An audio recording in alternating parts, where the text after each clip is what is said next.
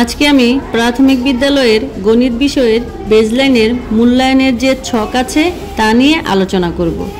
আপনারা জানেন বাংলা বিষয়ের যে কোডিং পদ্ধতি, গণিত এবং ইংরেজি বিষয়ের কোডিং পদ্ধতি কিন্তু সম্পূর্ণই আলাদা। আজকে আমি আপনাদের দেখাবো মূল্যায়ন টুলসের মাধ্যমে শিক্ষার্থীদের মূল্যায়নের পর কিভাবে আপনারা গণিতের মূল্যায়নের ছকটা পূরণ করবেন এবং কিভাবে শতকরায় তা প্রকাশ করবেন। এই হচ্ছে আমাদের বেজলাইন মূল্যায়ন ফলাফল সংরক্ষণ ছক। শিক্ষার্থীর মূল্যায়ন টুলসের মাধ্যমে মূল্যায়নের পর আমরা এই ছকটি পূরণ করব। আমি চতুর্থ শ্রেণীর বেজলাইন মূল্যায়ন ফলাফল সংরক্ষণ ছকটি নিয়েছি। এখন আমি আপনাদের দেখাবো এই ছকে কি কি আছে।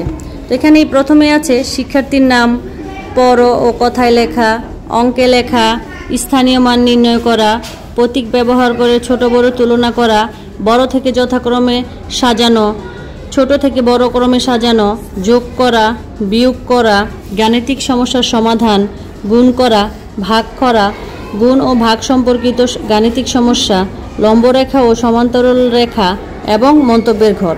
মন্তব্যের ঘরে আমাদের লিখতে হবে শিক্ষার্থী কত পার্সেন্ট পারল না। এই যে এখানে পর ও কথায় লেখা দেওয়া আছে।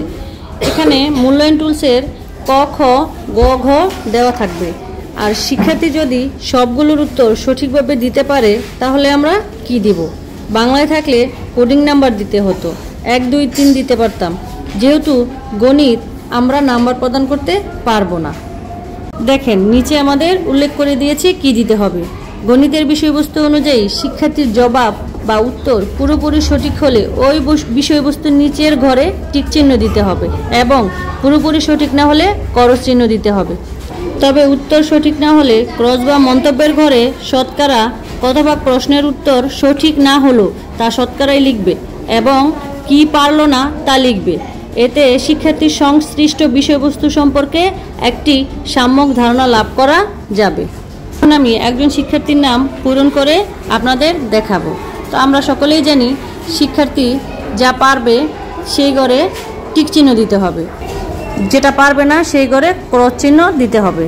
মনে করি শিক্ষার্থীর নাম নিপা, সে পর ও কথায় লেখা পারলো, স্থানীয় মান নির্ণয় করা, অঙ্কে লেখা পারলো, স্থানীয় মান নির্ণয় করা পারলো, প্রতীক ব্যবহার করে ছোট বড় তুলনা করা পারলো, বড় থেকে যথাক্রমে সাজানো, বড় থেকে যথাক্রমে ছোট সাজানো পারলো, ছোট থেকে বড় ক্রমে সাজানো পারলো, যোগ করা পারলো, বিয়োগ করা পারলো, গাণিতিক সমস্যার সমাধান পারলো না, গুণ করা পারলো না তাই ক্রস চিহ্ন দিলাম, ভাগ করা পারলো না, গুণ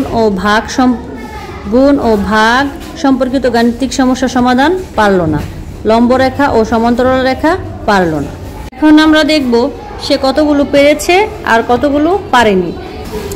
এখানে 1, 2, 3, 4, 5, 6, 7, 8 8টি সে সঠিক উত্তর দিয়েছে আর ভুল উত্তর দিয়েছে 1, 2, 3, 4, 5টি। এখন শতকরা বের করব এবং সে শতকরা কতগুলো ভুল উত্তর দিয়েছে তা লিখে রাখবো।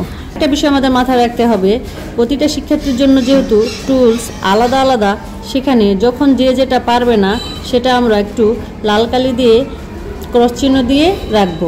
পরবর্তীতে ওই শিক্ষার্থীকে আমরা তা ভালোভাবে বুঝিয়ে দিতে পারবো। যদি চিহ্ন দিয়ে না রাখি তাহলে কিন্তু আমরা ধরতে পারবো না তার কোথায় সমস্যা ছিল। তাহলে দেখা যাচ্ছে নিপা নামের শিক্ষার্থী 38% ভুল উত্তর দিয়েছে।